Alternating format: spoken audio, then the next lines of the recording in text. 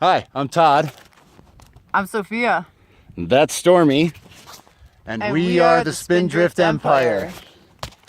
And I am going to get some better footing. Easy now, easy. Okay. So here we are, north of Deming, New Mexico. We've been camping out at the base of Fluorite Ridge for the last week. In my explorations, I came across this old mine. It's the Green Spar mine. It was established in the early 1900s, and I decided to come check it out and see if I could find some fluorite. So I did find a vein of fluorite. It's right here. It forms in this rust-colored matrix rock, which I believe is rhyolite and a mixture of other minerals.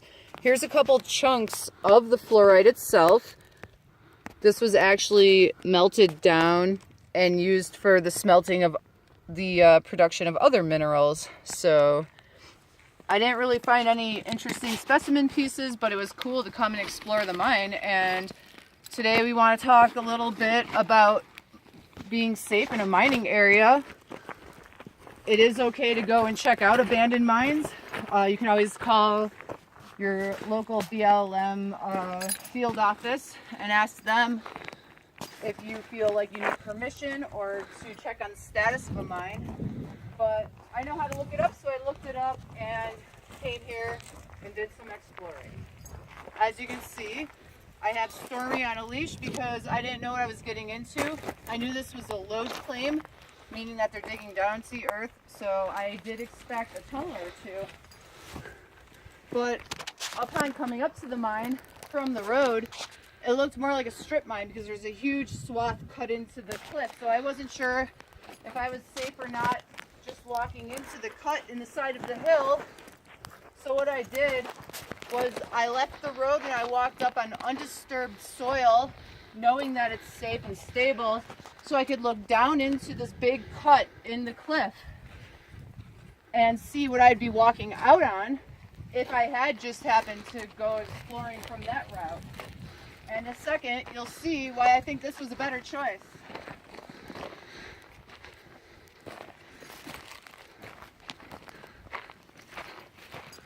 So this is a huge cut into the cliff. This is about 70 feet deep down to the bottom of what I can see. Okay, give me 1 second to get good solid positioning to stand from while I film. Please be careful because this is really slippery ground here, so. That, by our best guess, the top of that hole is about 65 feet or so below us. And these are just sheer walls that were cut directly into the mountain to provide access. So like I mentioned, upon seeing this cut in the ground, I couldn't see these shafts that were totally hidden from view. So I wanted to come up the hill on undisturbed soil and explore further before I started getting myself into trouble. As it stands, we're about 6 miles down a well-maintained dirt road. We're about 1.5 miles on unmaintained dirt road that has a lot of large boulders, a couple gullies and washes that we had to drive through. And then we hiked another, say, 1/4 mile up a very rough road that has huge cutouts, washouts, and monolithic boulders and stone ridges sticking up out of the ground. So you got to keep all that in mind if you're going to go exploring. Does somebody know where you are? Have you properly scouted out the area?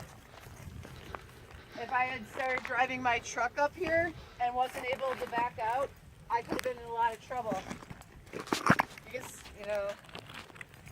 all things to take into consideration.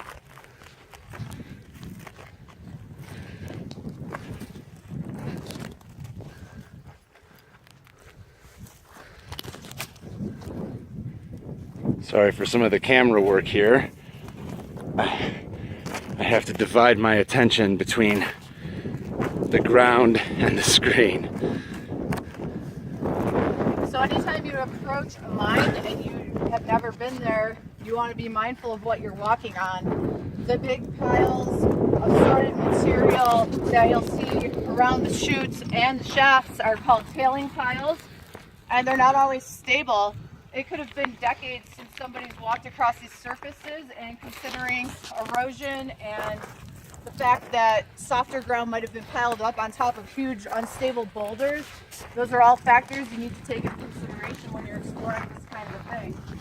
So this right here, this screed is very, very slippery. If I had come up on one of those holes not knowing it was there, there's a good chance you could lose your footing and slide in. And with that said, go ahead and clear the landing area. I might come down on my rump here. Okay. All right, so give me a second to get down. Yeah, steady cam. Yeah. Now another thing that I wanted to take a moment and say, because I think it's important that it is said, is that everything that we are walking on has already been scouted by us. So we're not just, you know, filming blindly into this and hoping that the ground that we're hiking on is safe. For the purposes of this video, we are taking some paths that have already been scouted for safety. So this is kind of a nice shot of the actual chutes themselves. Let's see what I can... This is actually my first time seeing this part of it.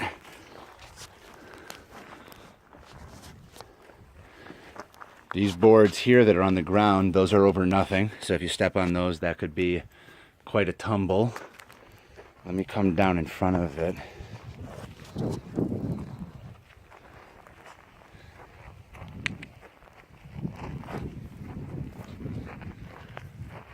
So as you're approaching the mine, again, just be aware of where you're stepping. Are you seeing loose material? Are you seeing any small holes? That could be indicators that the wood holding the shafts open and the mines up have rotted away, and there possibly could be empty air right underneath your foot.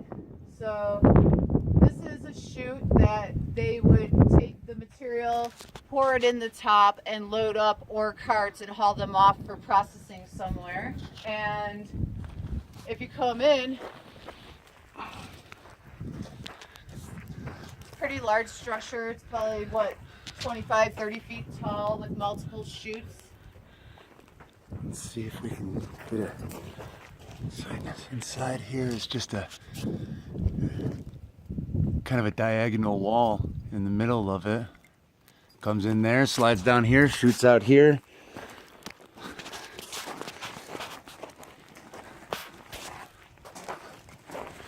And just for perspective, here we are at the bottom of that huge cut into the cliff that we were looking down at. You can see from here that there's no indicator of what's on the other side of this hill. And on first impression, I thought it was a strip mine because I saw the big cut and didn't know that there was these huge shafts going down. One of the things I don't think that the video showcased from the top was just over this ridge, just behind where that dead tree is, there's another shaft going down. So there's two holes in that cut. Ventilation, most likely. Now, if you look over the edge of this, you can see that this is where the load claim was, and Don't drop your phone. Yeah, there's 3 ladders, old wooden ladders that are decrepit and fallen apart that are going down into the shaft. And from here, I'd say probably 40, 50 feet to where I can see the first turn. And a lot of times with these shafts, it wasn't just a straight drop down. You got down there and then there's just another level switchbacking further and further down into the earth. So I'm showing on this shot actually what could possibly be one of the support beams, and it's cocked off at an angle.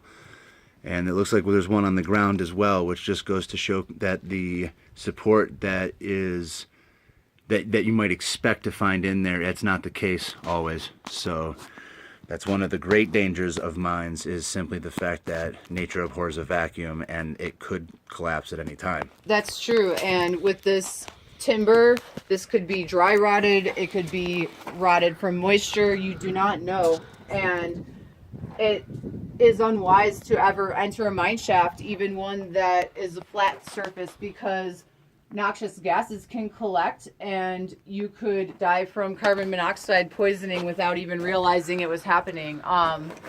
Rotted timbers, gases, animals. Like, one of the things the BLM does, there are so many mine shafts out there, and you can only do so much any given year within your budget. So you want to, know that the BLM is working for you to get... All right, I'm trying to give direction. We're trying a new thing today, and that is hand directions outside of the camera, and it's not going super smoothly. What? No, you're positioned perfectly. Just look at the camera more often. Oh, okay. Sorry. Engage with our viewers, Sophie. Guys. Okay, so let me start that sentence over again, just by saying that the BLM is working every year on recovering old mines and barring them off in such a way that animals that have made them a habitat over decades and decades can still access them. For example, bats do not have a lot of places for their habitats out here, so this is a great place for bats to live. The vertical shafts are great. Mountain lions live in there sometimes. Owls. So between gases, between gases, rotten timber, and animals, those are and unstable ground, those are what you need to watch out for. Feel free to go exploring. This is your public land, and you should take advantage of it, but always do it safely and cautiously. And I think that's about all I have to say. I think it's a good stopping spot. Why don't you let us know in the comment section whether or not you've had a chance to see any mines or any places that there's cool mines, or what your thoughts on. Because as always, we do want this to be a two-way conversation. So don't forget to like, comment, and subscribe. See you next week. Thank you.